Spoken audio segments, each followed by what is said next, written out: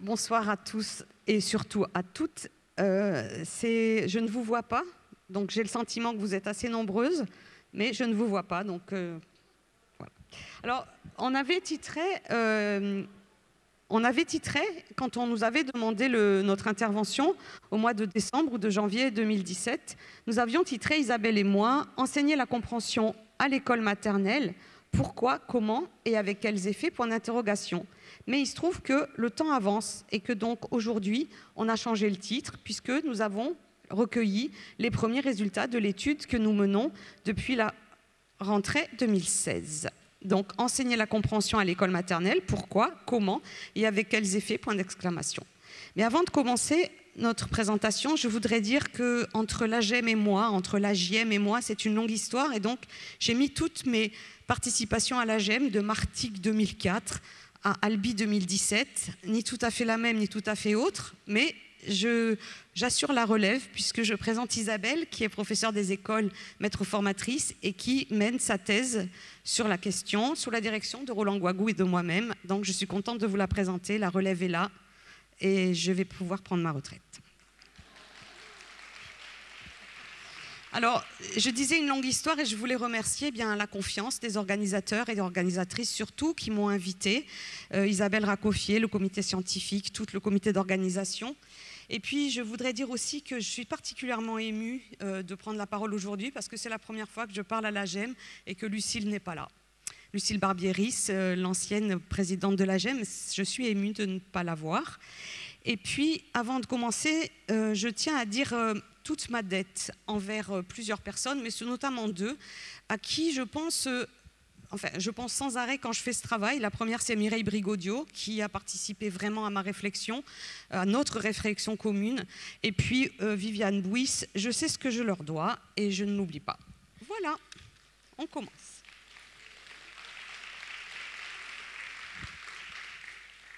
Première émotion passée, je traite la première question, enseigner la compréhension à lecture à l'école maternelle, pourquoi. La deuxième partie sera destinée au comment, que nous ferons à deux voix, moi d'abord, Isabelle ensuite, et puis avec quels effets, c'est Isabelle qui se chargera de vous présenter les effets.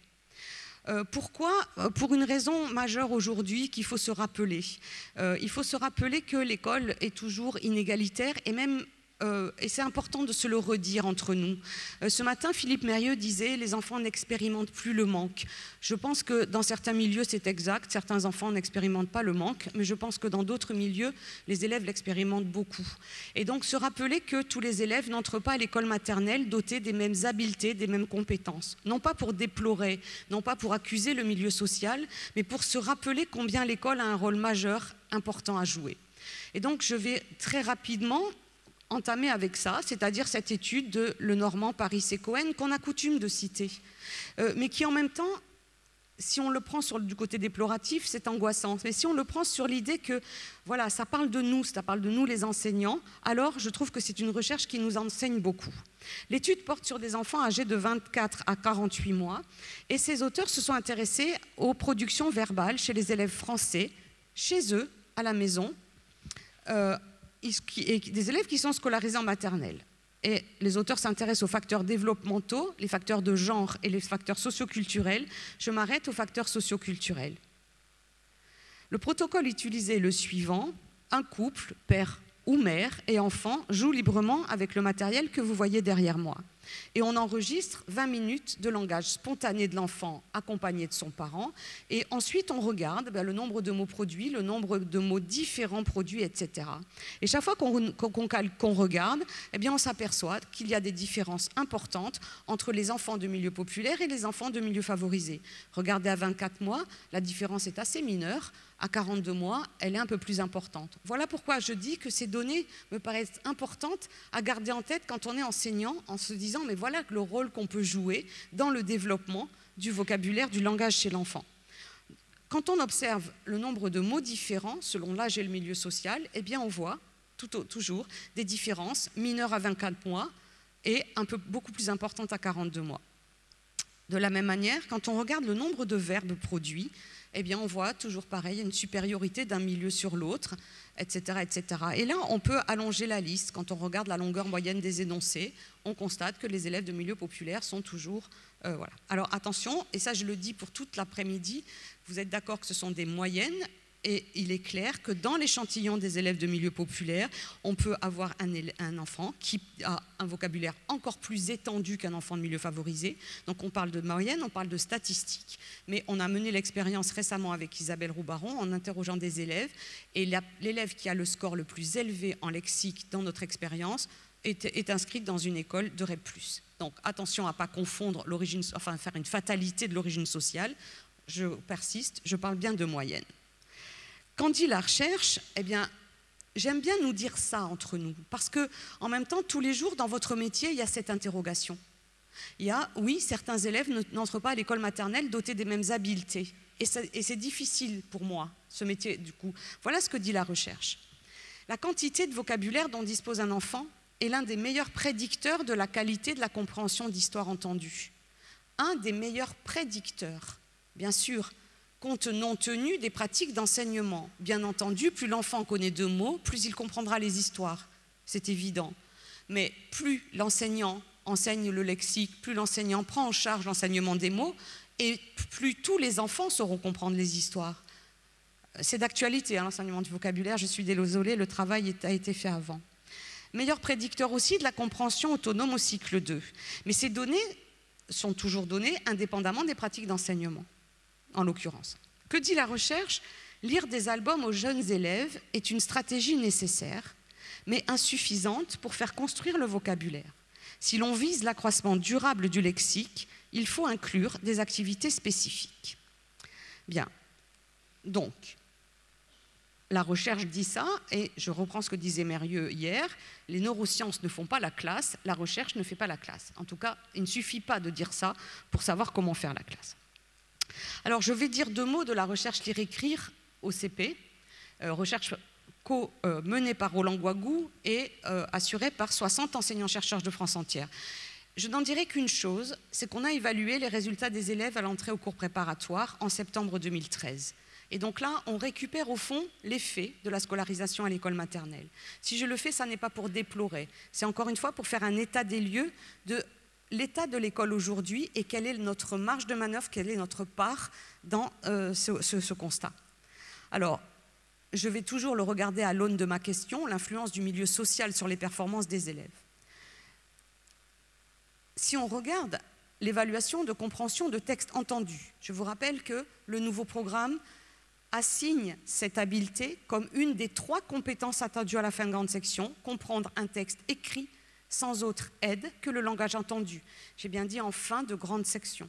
Mais donc, cette compétence est attendue à l'entrée en cours préparatoire dans le nouveau programme. Quand on regarde les performances des élèves sur un score maximum de 15, vous voyez que les élèves favorisés obtiennent en moyenne 62% de réussite, quand les élèves de milieux très défavorisés obtiennent 36% de réussite. Ok, on ne fait toujours que confirmer l'écart. Mais j'adore la donnée qui suit. Regardez en compréhension de phrase.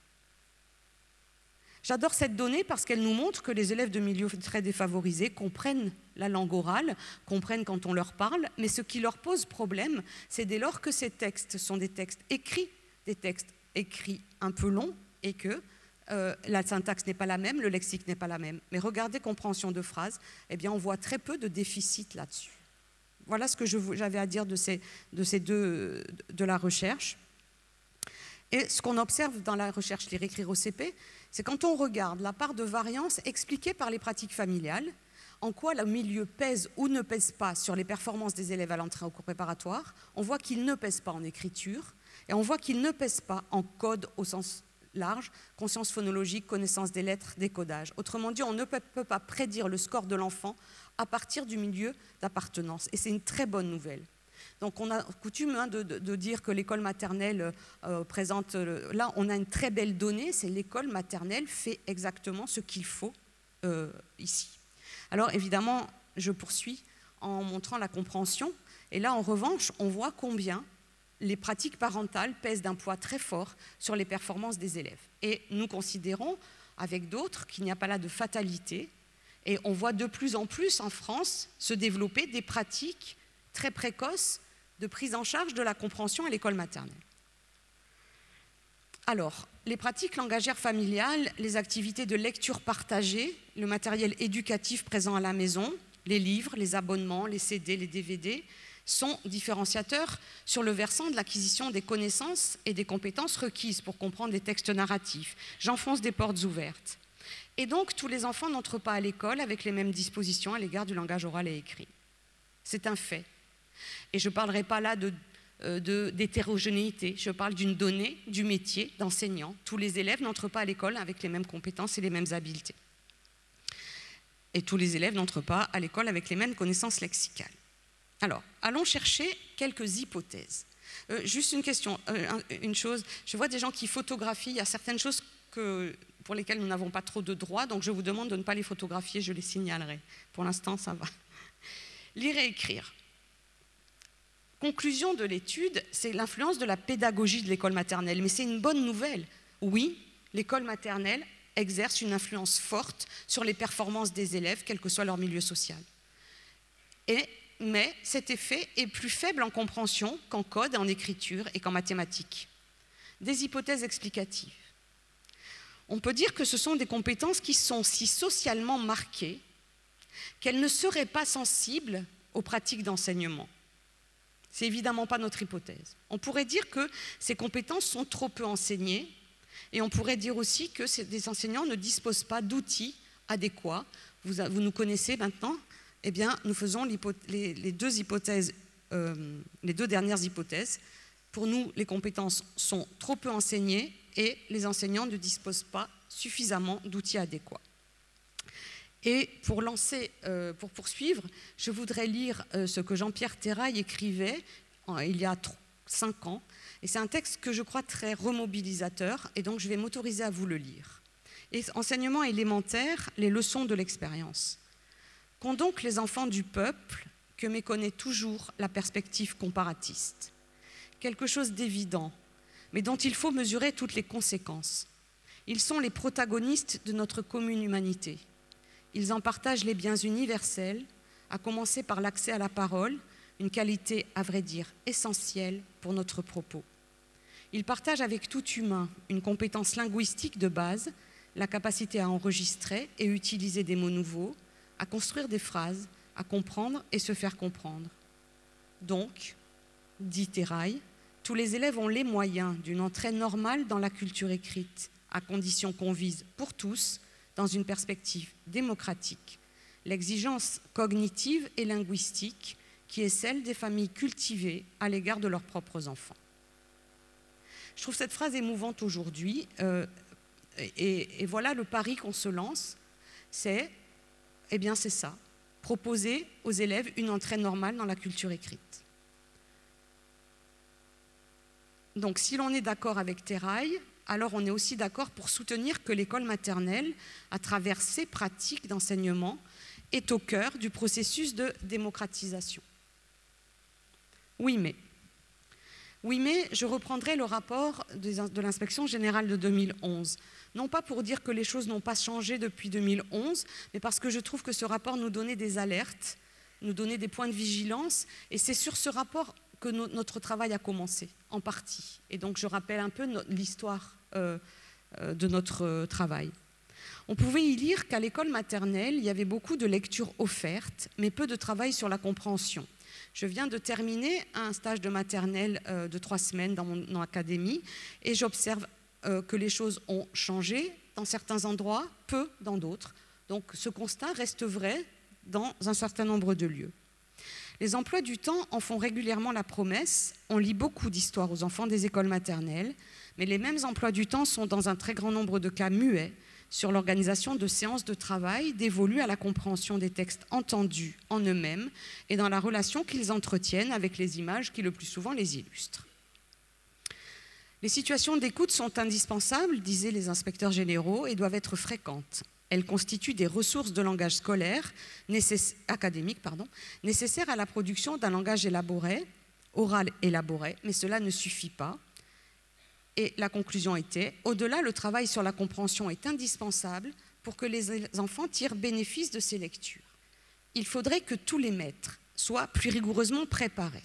Entendez, il faudrait que tous les maîtres soient plus rigoureusement formés à distinguer ce sur quoi doit porter cette activité. Autrement dit, sur quelle cible doit-on faire porter l'effort aujourd'hui quand on a pour objectif l'enseignement de la compréhension, le travail de la compréhension et comment ils peuvent la conduire, autrement dit, quelles pratiques pédagogiques et didactiques, quelles tâches, quelles activités s'avèrent efficaces pour atteindre cet objectif, celui du développement de la compréhension. Eh bien, c'est cet ensemble de questions que nous avons eu envie de traiter.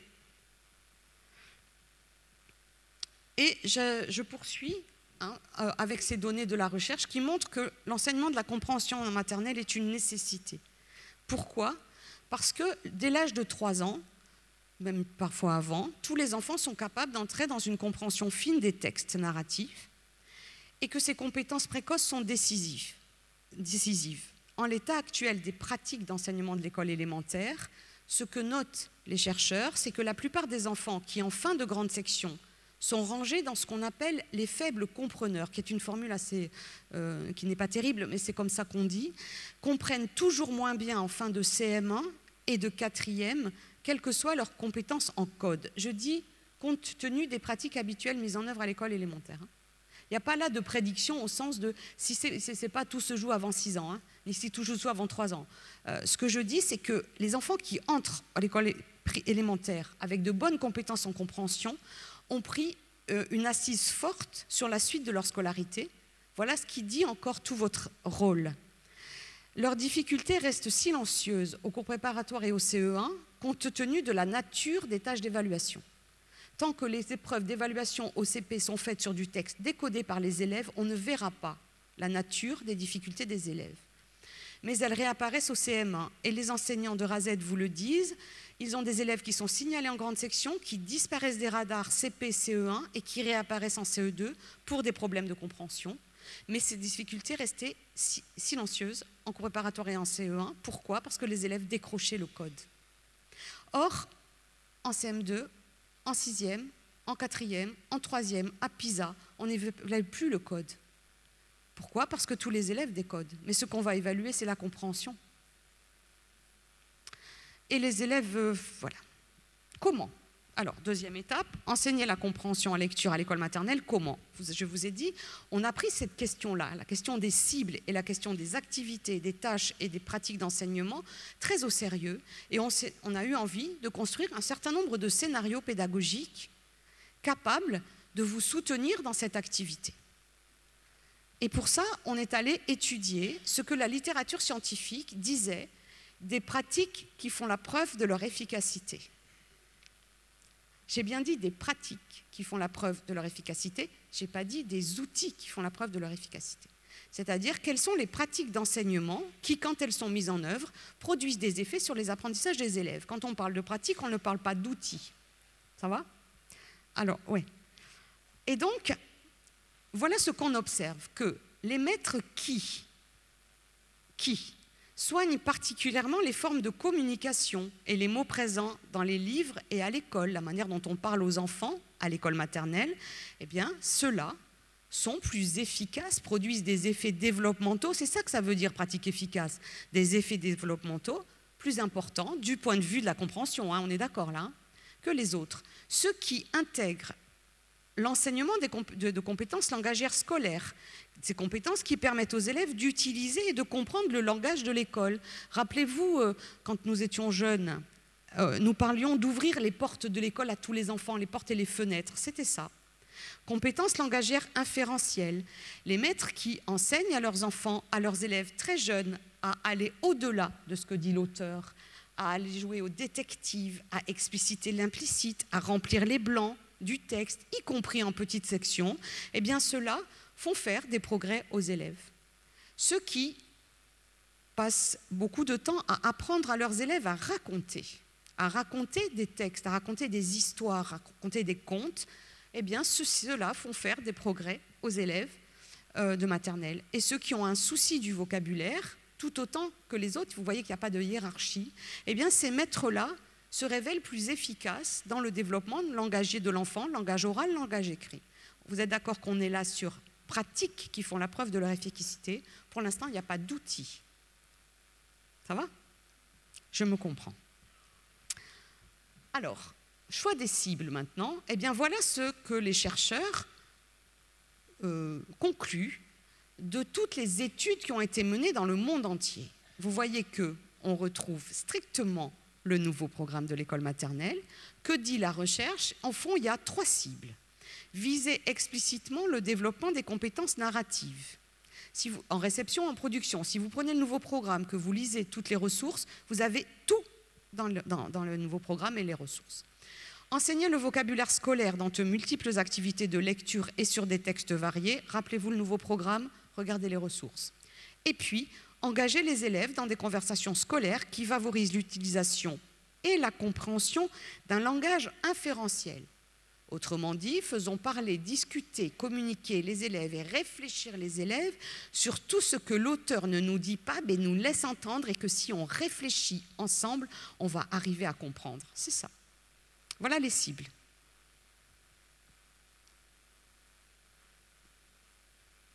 Et donc, nous avons donc les cibles, et maintenant, on va s'interroger sur, alors, on a les bonnes raisons qu'on a d'enseigner la compréhension, on a les cibles à viser, et maintenant, comment est-ce qu'on peut habiller ces cibles, c'est-à-dire trouver des tâches et des activités qui vont nous permettre de décliner ces 3 objectifs, et c'est ce travail qu'on est en train de mener depuis 4 ans. Alors, ceux qui me suivent depuis un moment, ils disent depuis 100 ans, parce que j'annonçais Capisco, je pense que c'est en 1814, mais c'est toujours la suite de cette réflexion. Et vous voyez que cette réflexion, elle a été menée de longue haleine, parce que je vais raconter comment elle a été menée. Comment? Et voilà. Donc c'est Capisco qui devient Naramous, et qui est aujourd'hui en phase d'édition. Et si ça a duré si longtemps, c'est que je vais expliquer comment cet outil pédagogique, qui va être publié chez Retz pour une partie dès la rentrée, puis progressivement à d'autres moments, qui vise un enseignement explicite. Et je vous rappelle que dans le nouveau programme, nous avons à peu près 17 fois le terme apprentissage explicite, enseignement explicite, explicitation. Donc là, encore un enseignement explicite des connaissances et des compétences requises pour comprendre les textes narratifs.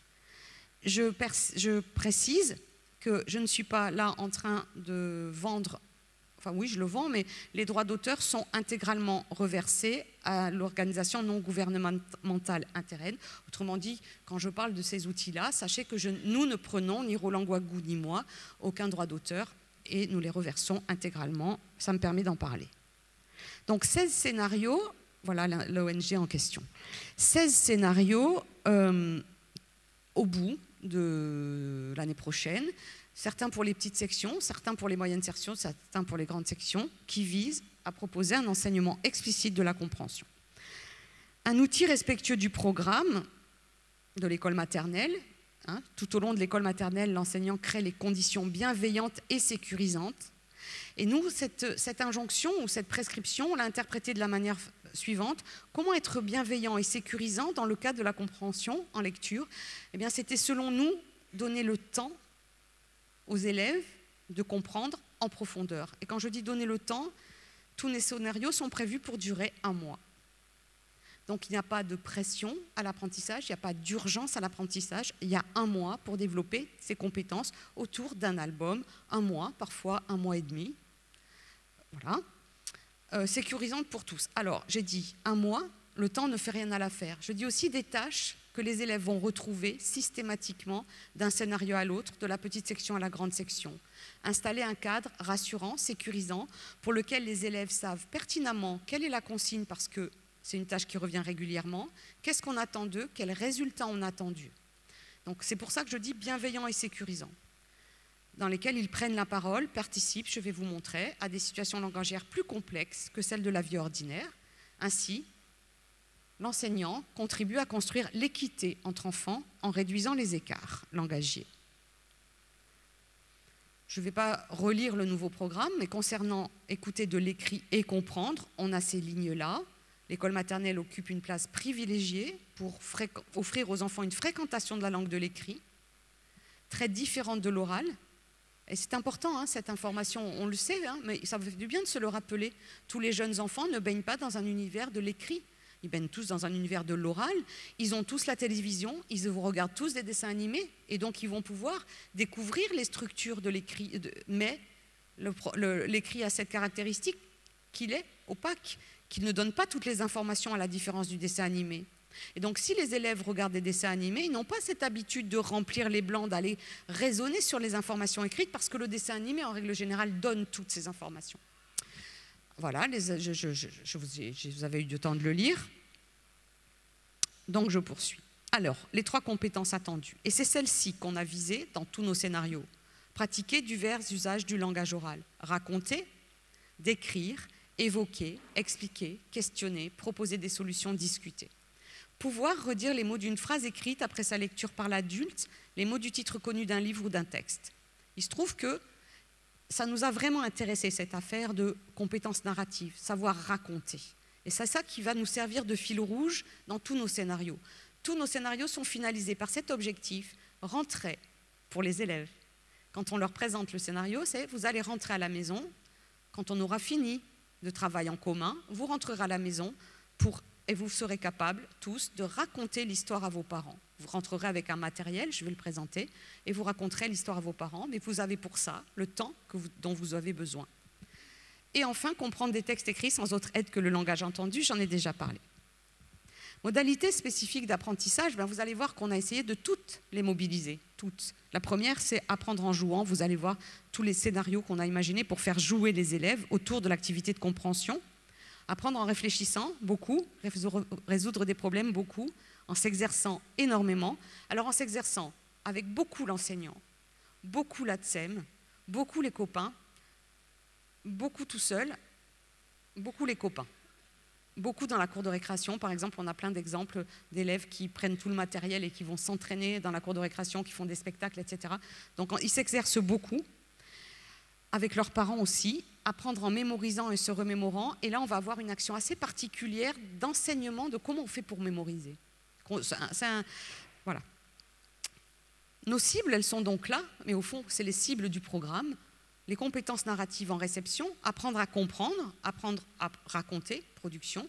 Les compétences inférentielles, c'est celles dont j'ai parlé à l'instant, remplir les blancs. Et puis, le lexique.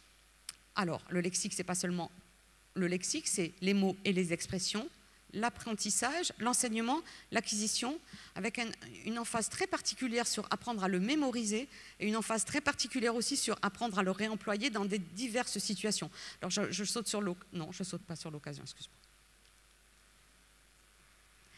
Donc, une approche intégrative. Je dis intégrative parce que nous n'avons pas choisi, comme d'autres, de faire des modules séparés, c'est-à-dire on va enseigner d'abord telle compétence, puis telle compétence, telle compétence. Nous, ce qui est fait le point central de nos outils, c'est l'album. On va choisir un album qui nous paraît particulièrement pertinent pour les jeunes élèves, pour leur permettre de développer des compétences narratives, des compétences inférentielles et du lexique. Mais c'est l'album le cœur de cible, et nous travaillons les compétences en fonction de l'album, même si les compétences sont souvent les mêmes.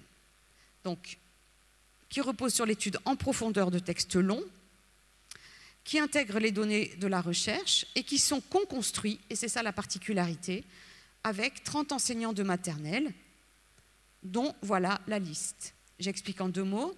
Je produis avec Roland Guagou un premier prototype dans mon bureau. Je le donne aux 10 premières enseignantes de la liste qui le mettent en œuvre dans leur classe, qui le mettent en œuvre, qui changent, qui gardent, qui adorent, qui détestent, qui ne veulent jamais ça, plus jamais voir ceci, mais qui veulent vraiment voir cela. Ça va. Donc je les rencontre très régulièrement, je vais les voir en classe, je reprends mon travail pour l'adapter à ce qu'elles ont observé. Je fais un deuxième prototype que je donne à ceux de la liste du bas et qui vont faire le même travail, qui vont mettre en œuvre, mais cette fois-ci, alors qu'il a été modifié par les 10 premiers enseignants.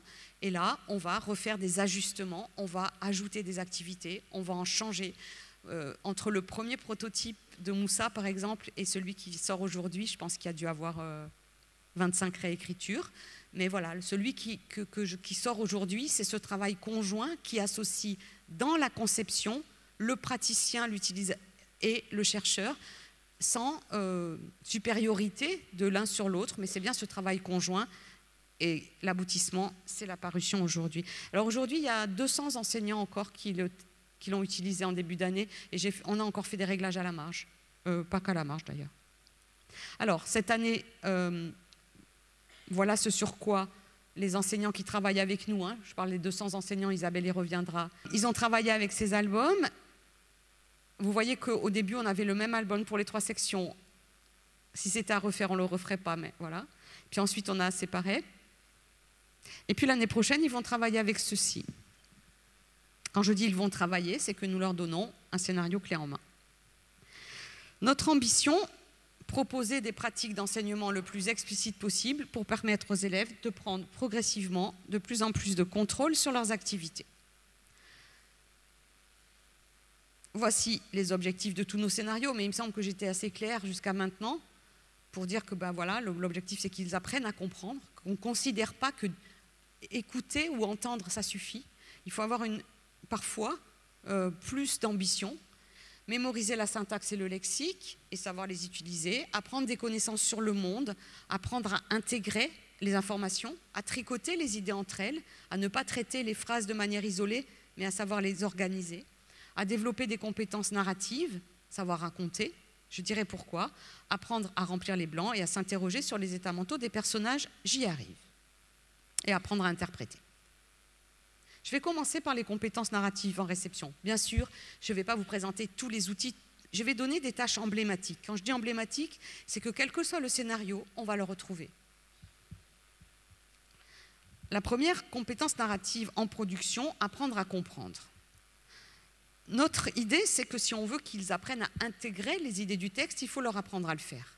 Première étape, on a choisi cette formule systématiquement. Jamais dans nos scénarios, les élèves n'entendent le texte et ne voient l'image en même temps. Jamais.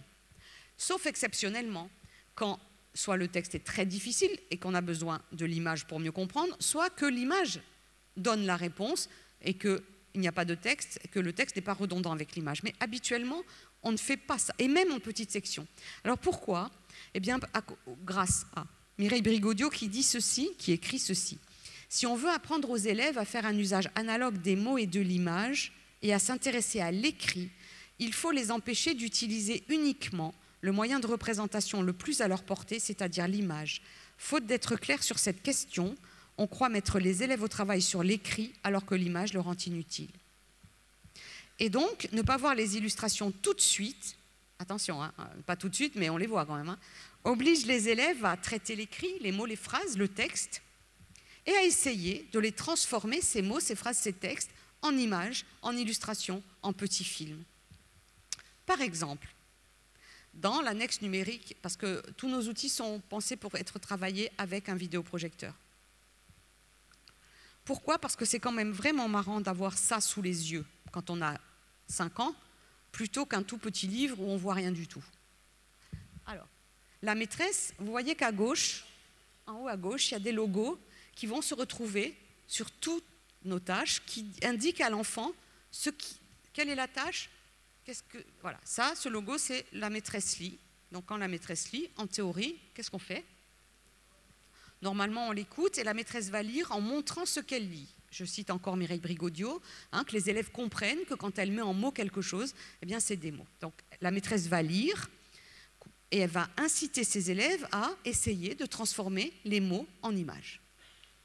Couché dans son lit, Moussa est bien fatigué. Ses yeux sont presque fermés. Soudain, il entend un bruit qui vient le déranger. Ça grignote et ça crie. C'est une souris. Je vais relire beaucoup plus lentement, parce que là, je suis allée trop vite. Couché dans son lit, Moussa est bien fatigué. Ses yeux sont presque fermés. Soudain, il entend un bruit qui vient le déranger. Ça grignote et ça crie. C'est une souris. Et là, la maîtresse va éteindre, le vidéoprojecteur et va dire, alors maintenant, je vais vous raconter ce texte. Ce qui n'est pas du tout la même chose. Et là, je recite Mireille Brigaudio. Et donc, elle va raconter, elle peut le faire dans l'autre sens. Elle peut décider qu'elle va d'abord raconter et ensuite lire. Mais en tout cas, elle va basculer de ce langage écrit au langage oral, et ce n'est pas la même chose. C'est l'histoire de Moussa. Moussa, il habite en Afrique. En Afrique, il fait très chaud. Alors Moussa, un après-midi, il a très sommeil. Ça va? Donc la maîtresse raconte en disant aux élèves, essayez toujours de transformer les mots en illustration. Et là, on met un petit point d'interrogation. Est-ce que vous avez à peu près l'illustration, l'image? Alors, à votre avis, qu'est-ce qu'il va y avoir sur l'image? Et là, on discute avec les élèves. Moussa, la souris, blablabla. Et on dit, alors on va vérifier. La voilà. Et là, vous avez vu que le vidéoprojecteur permet ça, c'est-à-dire qu'on va parler ensemble, et c'est bien du langage, on va parler ensemble de ce qu'on voit, et on va décrire tout ce que le texte, ce rapport dont parlaient les inspecteurs généraux, je voulais dire inspecteur général, mais ça ne joue pas. Entre le rapport texte-image, oui, on voit Moussa, il est fatigué. Comment on sait qu'il est fatigué? Il est couché, dans son lit. C'est bizarre son lit, il est dehors sur la terrasse. Pourquoi? Parce qu'il fait chaud. Et la souris? On ne voit pas la souris alors que vous pensez, ils avaient dit qu'elle... Voilà, c'est ça. Et là, on fait de l'oral sur de la description et on va commenter et on va mettre en lien ce que le texte et l'image nous apportent comme données identiques et données différentes. Ça va? Et on continue. Moussa se lève et lui demande gentiment, veux-tu bien partir? On lit, puis on raconte, et puis on imagine l'illustration. Vous voyez ces activités qui vont devenir si habituelles chez les élèves que quand on oublie le point d'interrogation et qu'on montre immédiatement l'image, ils sont furieux. Parce qu'ils adorent dire comment eux, ils imaginent les choses. C'est ça, comprendre. Et voilà. Et ensuite, voilà, ça c'était un exemple, mais cet acte... Il faut que j'arrête là, c'est ça? Je vais donner un exemple pour compétences inférentielles. C'est une tâche qu'on utilise beaucoup. C'est cette tâche qui consiste à faire réfléchir les élèves sur ce que disent les personnages, ce que le texte dit, et ce que le texte ne dit pas, mais laisse entendre sur les états mentaux des personnages. Moussa demande gentiment à la souris, « Veux-tu bien partir pour que je puisse dormir ?» Qu'est-ce qu'il attend, Moussa? Quand on est gentil, qu'on parle gentiment, on leur a assez répété à l'école maternelle, non, tu le mords pas, parle-lui gentiment. Quand on parle gentiment, on obtient un effet. D'accord? Et là, Moussa est en but au fait que, alors qu'il a bien dit ce qu'on lui a dit à l'école, j'ai parlé gentiment, je ne l'ai pas mordu, pourtant il ne s'en va pas. Qu'est-ce qu'il pense alors? Alors qu'est-ce qu'il dit? Voilà. Donc là, vous êtes d'accord qu'on fait remplir les bulles avec les élèves. Qu'est-ce qu'il dit, Moussa? Tu peux partir s'il te plaît? Je veux dormir. C'est ça qu'il dit, hein? Le texte dit « veux-tu bien partir ?» Mais ce qu'il dit réellement, c'est « tu peux partir s'il te plaît ?» Ou « veux-tu bien ?» mais... Et ensuite, qu'est-ce qu'il pense, Moussa? Elle me dérange, je veux dormir, elle fait trop de bruit, j'espère qu'elle... Voilà. Et c'est ça, ce travail d'interprétation des états mentaux qu'on va mener de manière très systématique avec les élèves de maternelle. Quand le texte ne le dit pas, vous voyez là, pareil, la souris, qu'est-ce qu'elle dit? Le texte ne le dit pas, hein. Elle refuse. Alors, qu'est-ce qu'elle lui dit à Moussa? Donc là, on va raisonner avec les élèves sur ce que dit Moussa. Et qu'est-ce qu'elle pense quand elle refuse de partir? Et puis, on le fait aussi chez les petits. Alors, je donne un autre exemple, dans un autre scénario, un poussin de mauvais poil. Donc, ce matin, petit poilou, le poussin est grognon, ronchon, il est de mauvais poil, quoi? La maîtresse raconte, elle reformule, elle mime, etc. Elle met l'intonation, hein, elle reformule le texte. Et là, elle montre petit poilou qui est furax. Et qu'est-ce qu'il pense? Alors, on est en fin d'année de petite section, donc je vais vous montrer les réponses des élèves. Oui, j'ai oublié de dire que tous nos enseignants travaillent en REP+, ou en REP. Hein, parce qu'il ne veut pas mettre sa salopette. Pourquoi il est de mauvaise humeur? Il ne veut pas mettre sa salopette, parce que sa maman, elle ne veut pas lui donner son jeu, parce qu'il ne veut pas boire son lait, parce qu'il s'ennuie. Ça va? Donc vous voyez que dès la petite section, eh bien, on propose, fin d'année, des moments où ils vont se mettre à la place des personnages pour essayer d'interpréter leurs états mentaux. Et puis, les compétences narratives en production, apprendre à raconter. J'ai dit que c'était le fil rouge. Il ne suffit pas de dire que on va leur faire écouter plusieurs fois l'histoire et puis qu'ensuite ils iront la raconter. On va vraiment beaucoup faire d'activités capables de soutenir la narration avec les élèves, de leur apprendre à raconter, pas seulement de vérifier à la fin qu'ils savent le faire. Donc on va vraiment beaucoup travailler avec Par exemple, ceci, la maîtresse qui va se donner à entendre en train de raconter comment on raconte une histoire. Donc, elle va se donner à entendre. Ensuite, la maîtresse qui va se donner à entendre en racontant l'histoire avec la maquette. C'est la maîtresse qui va raconter avec la maquette l'histoire tout entière et qui va mener avec les élèves ces activités où on découvre un premier épisode, on va le raconter, puis on va découvrir un deuxième épisode, on va le raconter, et puis on va demander à un élève, un seul élève, de raconter le premier et le deuxième. Et puis on va découvrir le troisième, il y a un élève qui va le raconter, et on va demander à un seul élève de raconter 1 + 2 + 3. Ça, je l'emprunte à toute la littérature scientifique et je l'emprunte heureusement aux nouvelles ressources maternelles qui disent exactement cela. Les inspecteurs généraux l'avaient écrit aussi. Peut-être que je l'ai après la diapo. Donc vous voyez là un élève qui raconte tout seul. Alors attention, il raconte sans les images. Bon, ça c'est trop long à expliquer. Il raconte le premier épisode et on valide avec l'illustration. Il raconte le deuxième épisode, enfin la deuxième étape, et on valide avec l'illustration. J'expliquerai ça l'année prochaine à Nancy. Et ensuite, les autres ne sont pas là pour rien.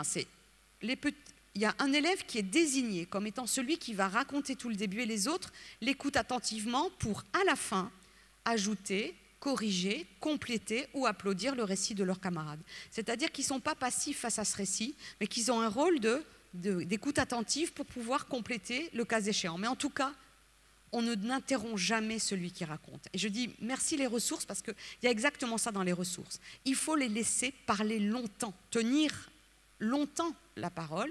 Et donc, ça je dis par expérience, la première fois ça ne va pas le faire, la deuxième fois ça ne va pas le faire, mais au bout d'un mois, les élèves adorent tellement tenir la parole longtemps, sans être interrompus, aidés par quelqu'un qui peut l'aider, blablabla, que les élèves adorent ce scénario. Mais il faut un peu insister. Voilà. On multiplie les occasions de raconter. Eh bien, dès qu'on a découvert un premier épisode, allez hop, on met un petit masque, ou un grand même, et on va le jouer. On va jouer le premier épisode, et puis le deuxième, et le troisième. Et les masques sont en accès libre dans la classe. Dès lors qu'ils ont envie d'aller s'entraîner à raconter, ils prennent les masques, ils vont raconter. La maquette, je dis des inventions, parce que c'est une maîtresse d'Oyonnax qui a fait son spectacle de fin d'année sur le spectacle de marionnettes. Donc des multiples occasions de raconter, de s'entraîner, c'est-à-dire que dans la bibliothèque, on a les multicasques, c'est-à-dire que quand ils veulent, ils peuvent aller écouter soit le CD audio de l'histoire, soit une histoire qui a été expansée par des enseignantes qui travaillent avec nous, qui disent pour certains élèves, le texte brut est beaucoup trop compliqué. Il faut, parce qu'ils sont non francophones, parce qu'ils présentent des difficultés de langage, et donc on va avoir un double enregistrement, le texte tel qu'il est, sans changement, et un texte narré, raconté par une conteuse. Donc c'est ça qu'on a comme matériel, et que les élèves peuvent aller écouter à 5 dans le coin bibliothèque avec l'album. Voilà, là on voit les élèves de petite section qui écoutent l'histoire. Les outils du collectif pour s'entraîner à raconter, les maîtresses et les maîtres qui construisent avec les élèves des maquettes, et les élèves vont s'amuser à raconter. Là, on voit qu'ils sont dans le coin bibliothèque et qui racontent l'histoire de Compère Lapin. Ils sont je ne sais plus combien, avec chacun leur personnage. Donc là, vous voyez qu'ils conduisent pas, ils ne racontent pas toute l'histoire, mais déjà, pour l'instant, seulement leur personnage. On a des inventions merveilleuses.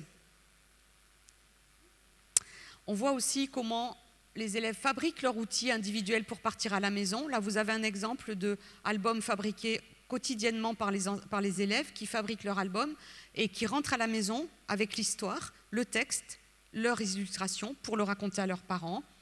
On les voit là, ça c'est des élèves de petite section qui s'amusent à se raconter l'histoire sans rien demander à personne. Donc vous les voyez avec les maquettes, ils sont à 3, ils se racontent les histoires, ils se les lisent. Voilà, ça va ? Là, on voit une élève de petite section qui fait spectacle en moyenne section.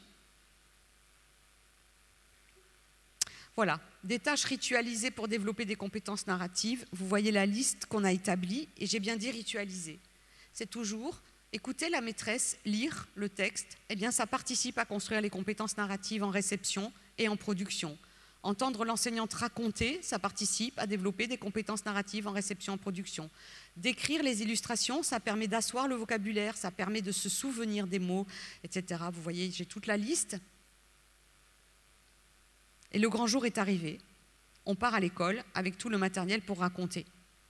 Une lettre, bonjour monsieur, madame, dans le cadre du projet actuel, votre enfant a appris à raconter toute l'histoire, il a tout le matériel qui lui permet de raconter et de prendre plaisir à partager cette histoire avec vous.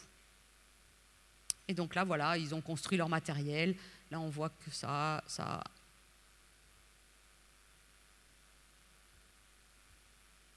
je vous l'ai montré tout à l'heure.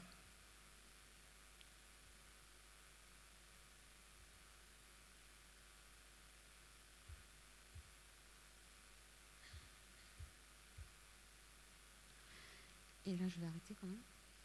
Donc là, je vais passer là-dessus. J'ai planté l'ordinateur.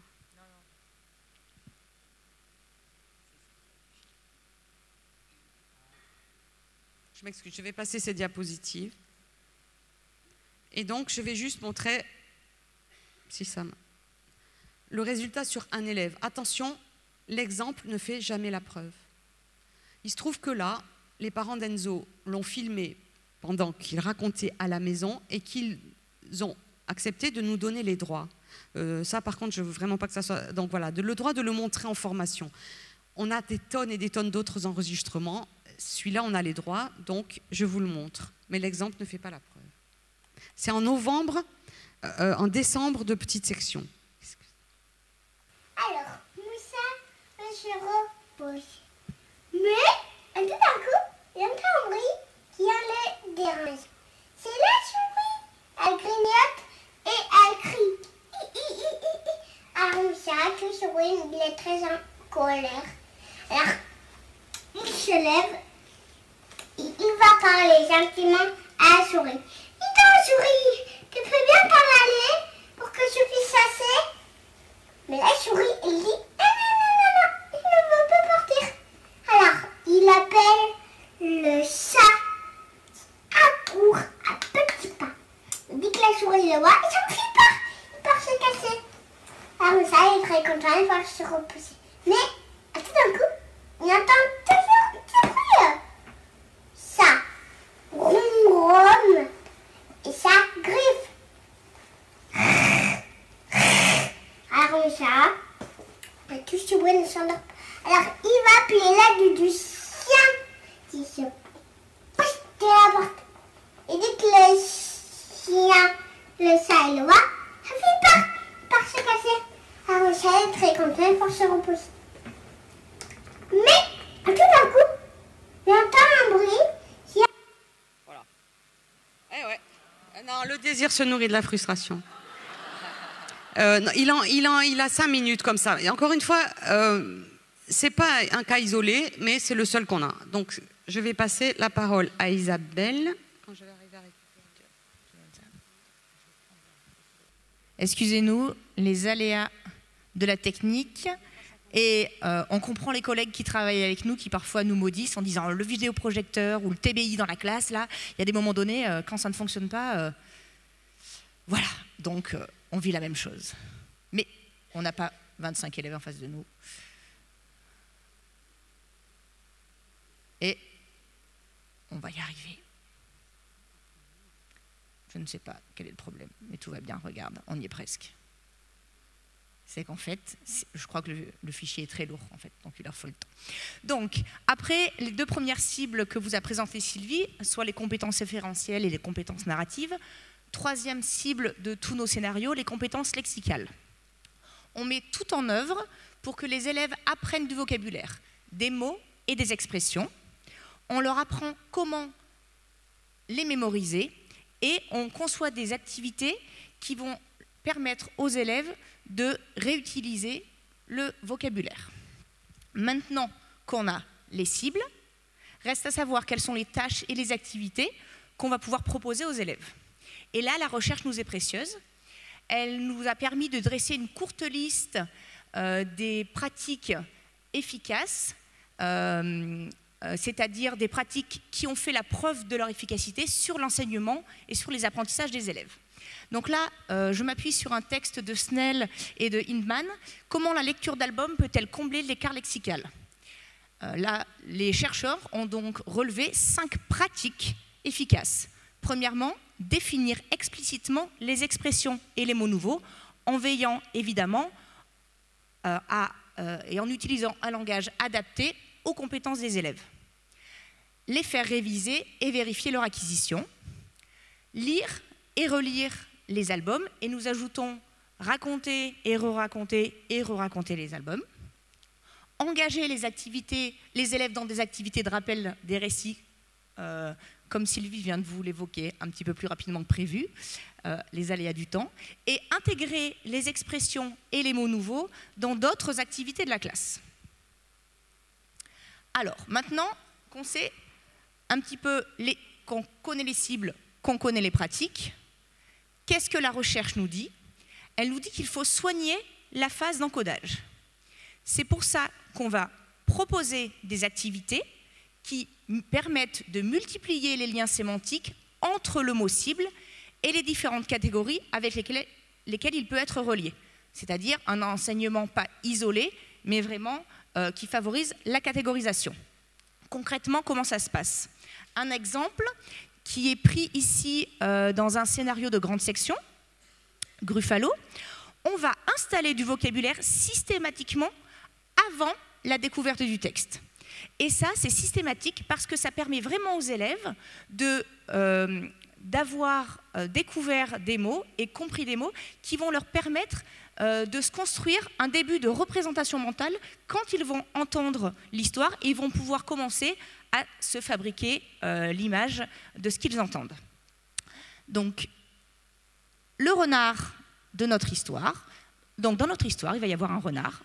Voilà à quoi ressemble un renard. Et là, on y va, on soigne vraiment la phase d'encodage.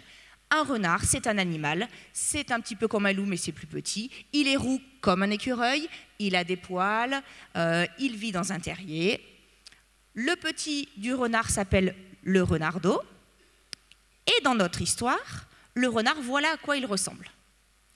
Et associer l'image réelle de l'animal à l'image du personnage de notre histoire est vraiment important. Alors, là, le renard, il a déjà la couleur d'un vrai renard, c'est assez proche. Mais on a quand même beaucoup d'histoires où la représentation du personnage est très éloignée de la réalité. Et pour leur permettre de comprendre et de faire les liens avec ce qu'ils peuvent voir en réalité, c'est important.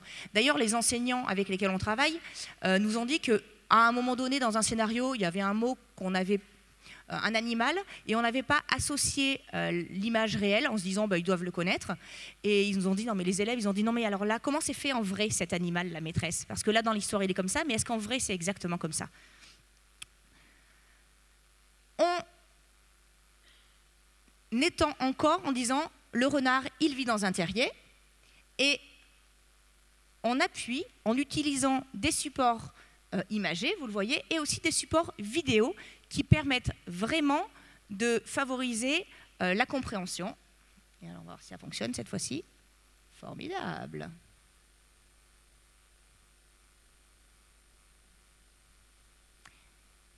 Et là, on développe les connaissances du monde, les connaissances encyclopédiques, en même temps que, bien sûr, le vocabulaire.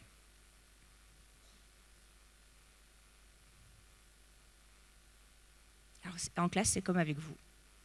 Les élèves ils disent quand est-ce que ça va s'arrêter? Il ressort, et oui, il est ressorti.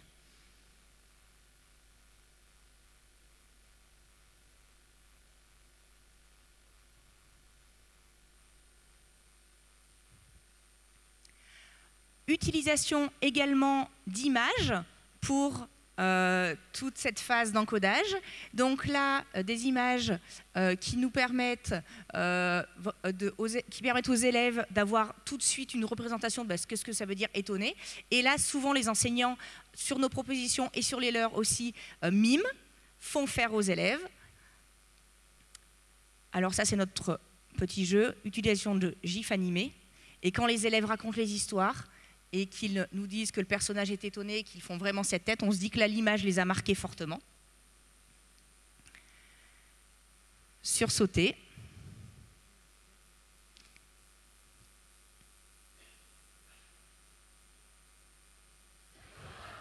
c'est un concombre, hein. On l'avait bien vu. Hein. Sautiller. Donc là, vous voyez qu'il y a des mots qui se prêtent particulièrement bien à l'utilisation d'images ou d'images animées, comme les verbes et comme les adjectifs. Et c'est vraiment important parce que les adjectifs, pour rejoindre un petit peu ce que Sylvie a évoqué tout à l'heure, si on a les mots pour pouvoir décrire les émotions et les états mentaux des personnages, ben, c'est plus facile, donc on a besoin aussi de travailler les adjectifs. Enseigner, on vient de voir, soigner la phase d'encodage. Mais c'est aussi mémoriser. Et comment on fait pour mémoriser? Il va falloir qu'on aide les élèves à mettre en mémoire et qu'on leur apprenne à le faire. On ne va pas seulement compter sur la répétition, mais on va vraiment proposer aux élèves, leur apprendre à mettre en mémoire sous le contrôle de leur attention, pour qu'ils contrôlent en fait cette mise en mémoire. Alors les boîtes, qu'est-ce que c'est que ces boîtes? On a emprunté cette proposition à une enseignante en fait de maternelle, merci Brigitte Dussap, qui utilisait ça dans sa classe pour aider les élèves à mémoriser. Elle leur disait, allez, là c'est très très important. Il va falloir s'en souvenir, et s'en souvenir pour toujours, parce que vous en aurez besoin pour comprendre cette histoire, mais pour aussi comprendre d'autres histoires. Donc, dans votre tête, on va mettre une boîte. Cette boîte, ça sera la boîte, par exemple, de la sieste de Moussa. Donc on lui met une étiquette, c'est bon, vous l'avez la boîte? Donc là, on va mettre le mot qu'on a vu aujourd'hui, le mot sautiller. Le mot sautiller, il y est, on l'a déjà explicité, on l'a vu, il y est, et puis elle avait aussi pour habitude de faire secouer la tête aux élèves. Alors, grand jeu, ils secouaient les cheveux dans tous les sens. Et puis elle leur disait, alors le mot il y est toujours là, c'est bon? Et du coup, ça leur permettait de vraiment, à la fois, de voir la nécessité de mémoriser et de voir l'effort qu'il faut fournir pour le faire. Un exemple également emprunté dans Gruffalo, pour voir un petit peu tout ce qui est proposé en classe sur cette activité de mémorisation. D'abord, on montre l'animation.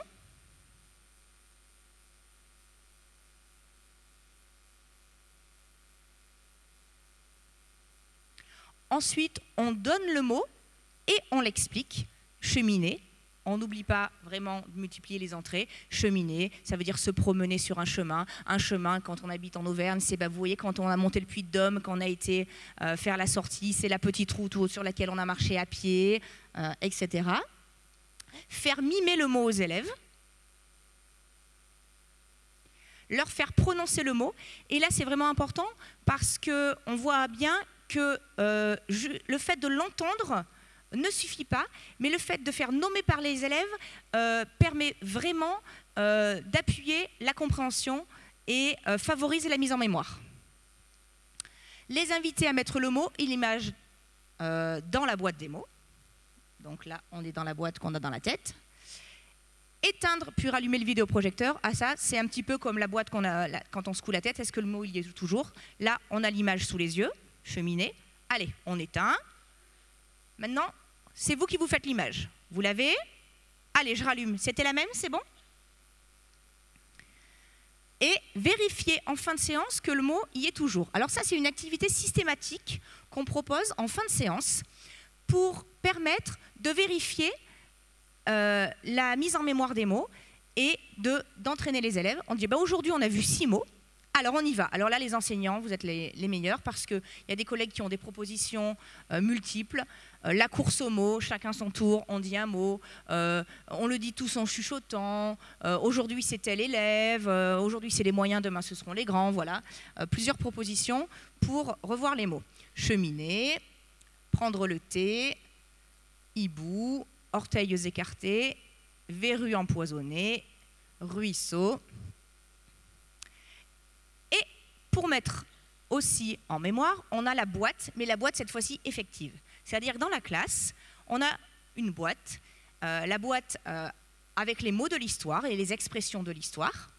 Et les enseignants, au fur et à mesure du travail, agrémentent cette boîte avec les cartes, images à l'intérieur.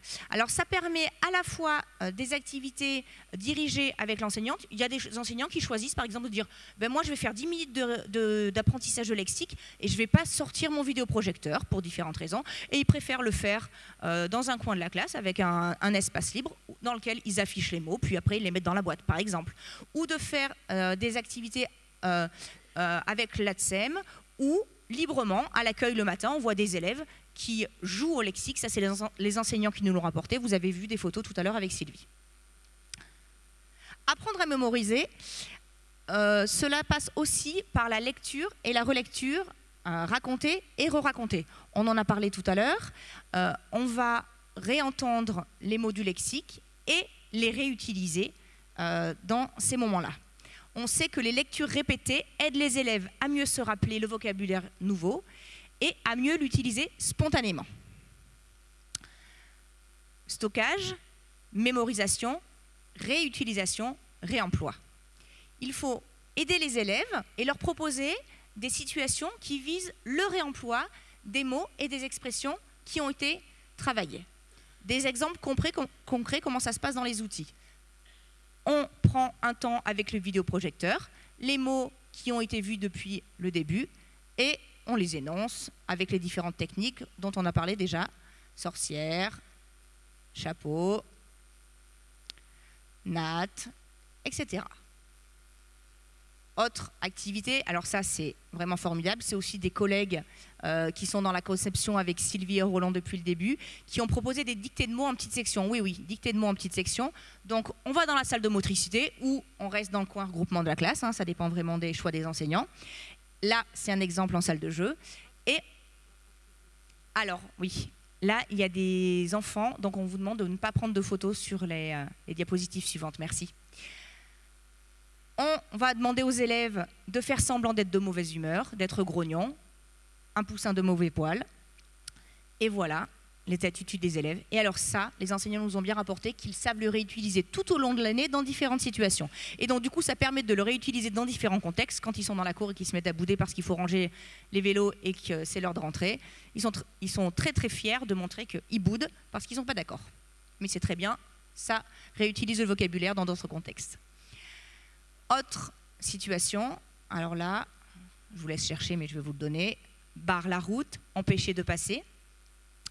Suivre, se rouler. Donc là, on est aussi dans des activités de motricité puisqu'on va en salle de jeu et qu'on utilise le corps pour s'approprier les mots. Autre activité qui permettent le réemploi, le dessin dirigé. Là, on a notre personnage Gaston du Gros Chagrin d'Edgar, le Gros Chagrin d'Edgar chez les moyennes sections. Et l'enseignant va accompagner les élèves et leur apprendre à décortiquer le dessin en réutilisant et en réexpliquant les mots du corps et les mots des vêtements. Ensuite, des jeux de cartes, devinettes, tri de cartes, catégorisation, appariement multiple, dénomination rapide, loto. Je passe un petit peu rapidement parce que je vois que le temps tourne. Ça va? Voilà des exemples de loto fabriqués par des collègues avec lesquels nous travaillons. Sur un même album, voilà ce que ça peut donner. Autre manière de faire réutiliser le vocabulaire, c'est engager les élèves dans des activités de rappel. Alors, on en a un petit peu parlé déjà, donc je ne vais pas m'étendre dessus, mais vraiment, le rappel va permettre et va faciliter les apprentissages lexicaux parce qu'il va permettre de réutiliser et de réentendre les mots et les expressions travaillées. Faire comprendre, faire mémoriser, faire réutiliser, et sans oublier l'évaluation. Parce que l'évaluation, elle va nous permettre de vérifier la compréhension, la mémorisation, l'utilisation et le transfert des connaissances lexicales.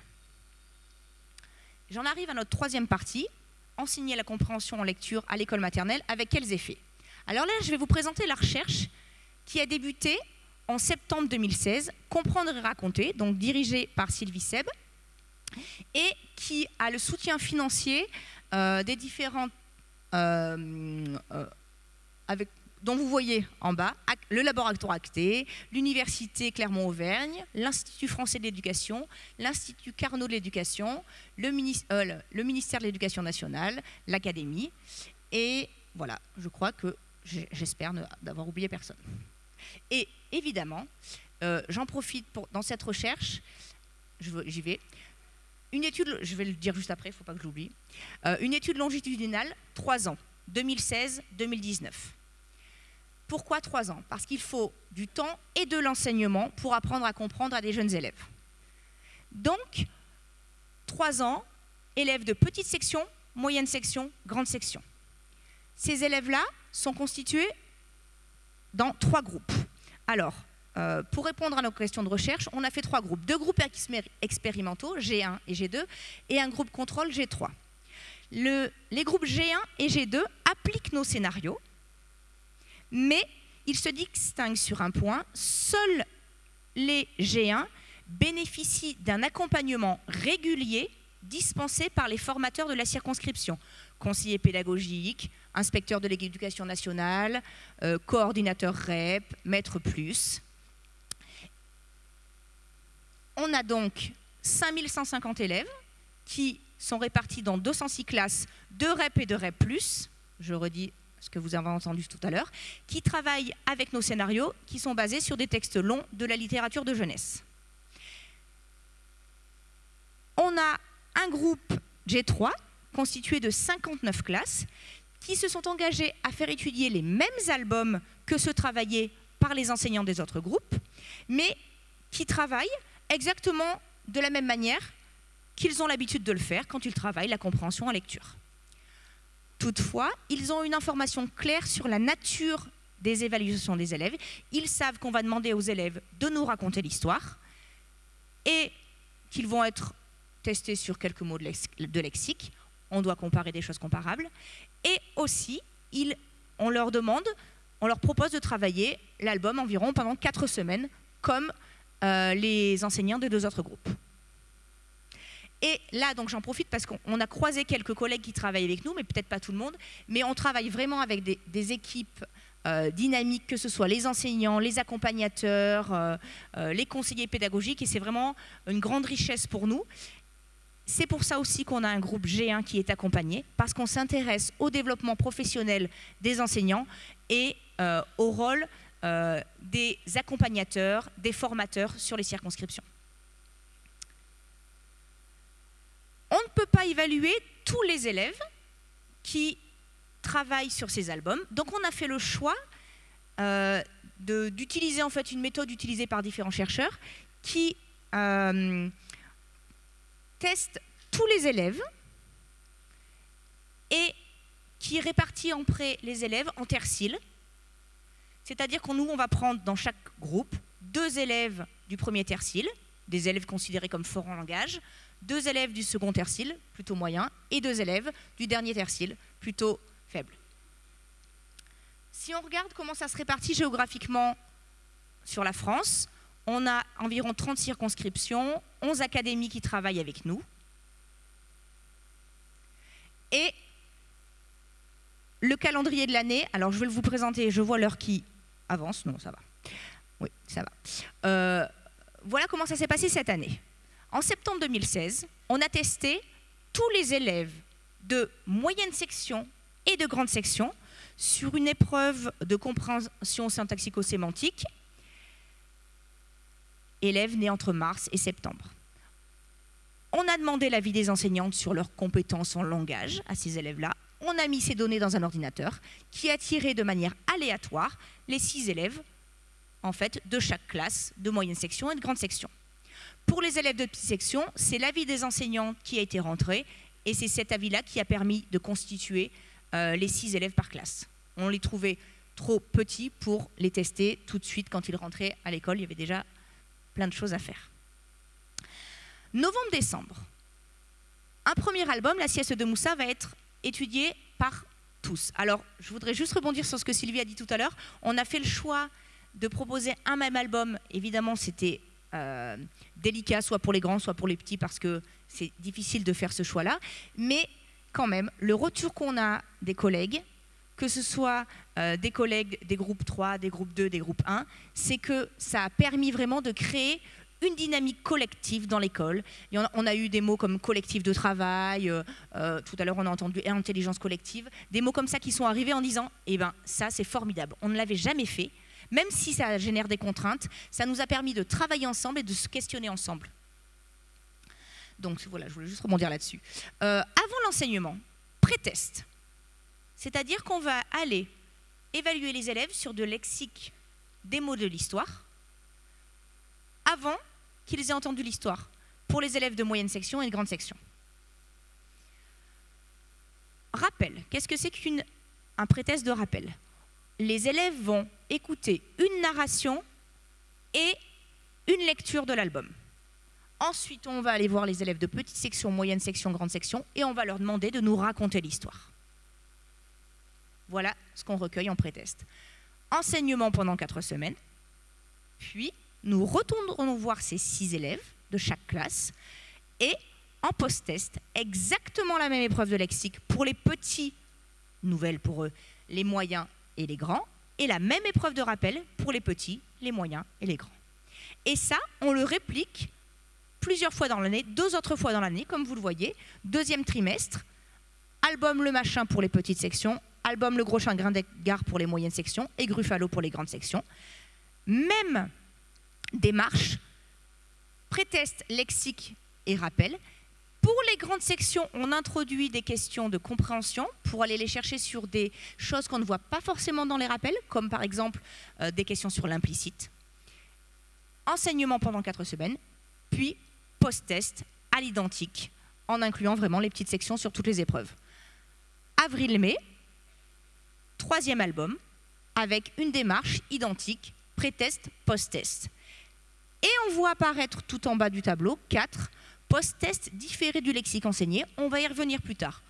En fait, c'est qu'est-ce qui reste des mots et des expressions enseignés lors du premier album et lors du premier et du 2e album, 4 à 6 mois après chez les élèves.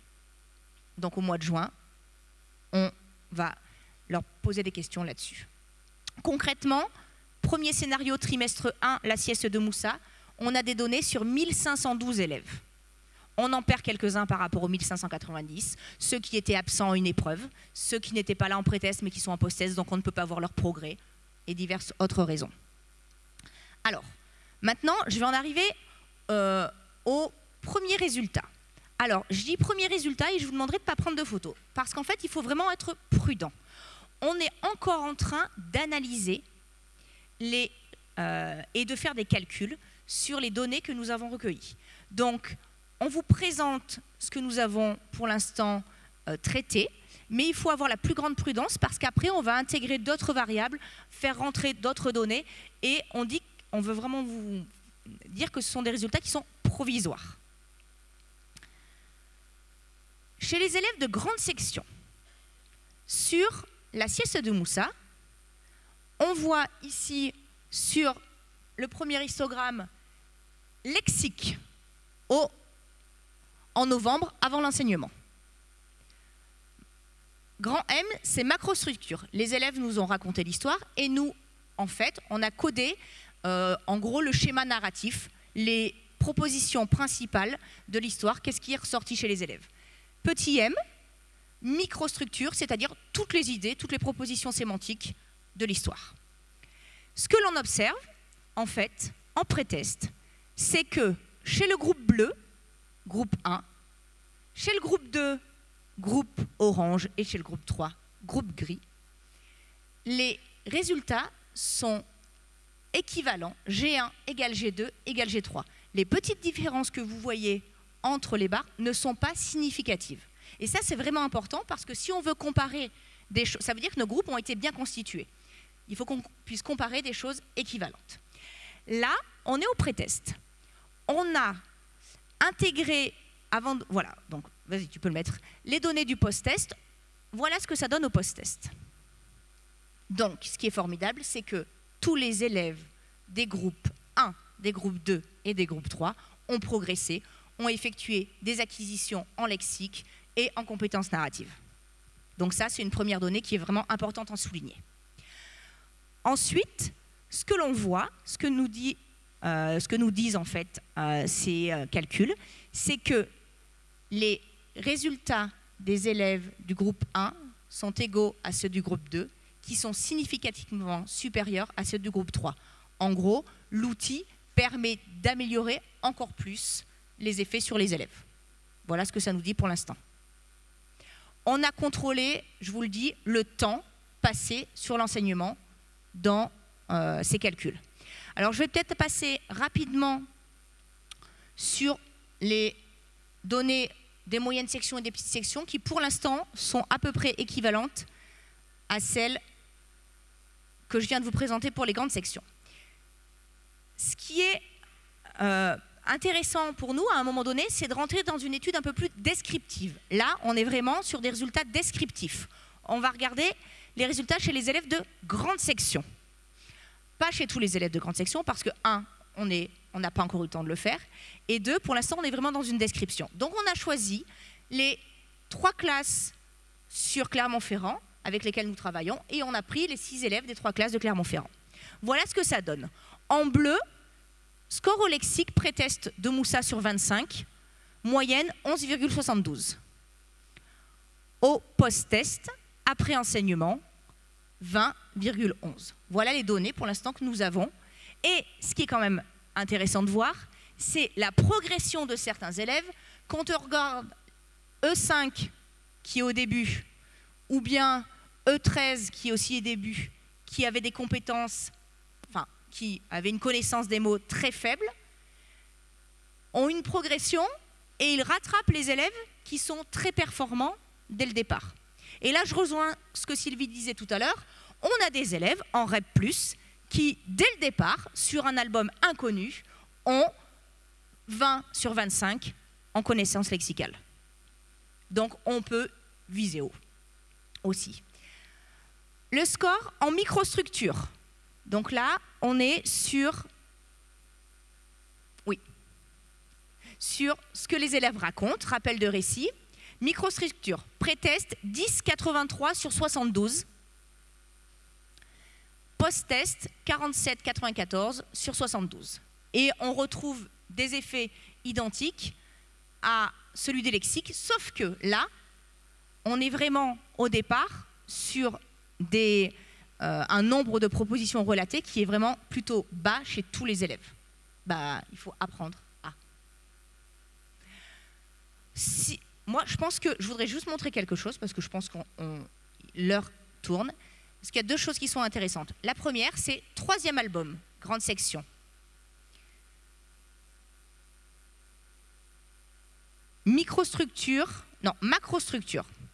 Là, on voit que les élèves ont, dès le pré-test, et ça nous donne une tendance, vraiment augmenter leur capacité narrative parce qu'ils ont déjà beaucoup plus de propositions proportionnellement au premier album.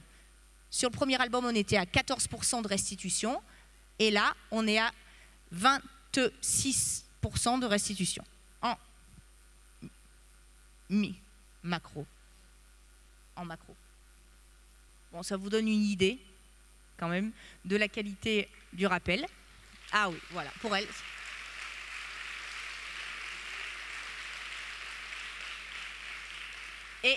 Et vos applaudissements confirment vraiment ce que les enseignants nous relatent et ce que nous on vit quand on va enregistrer les élèves. C'est vraiment la fierté de voir ces progressions-là et même les élèves le disent eux-mêmes. Voilà.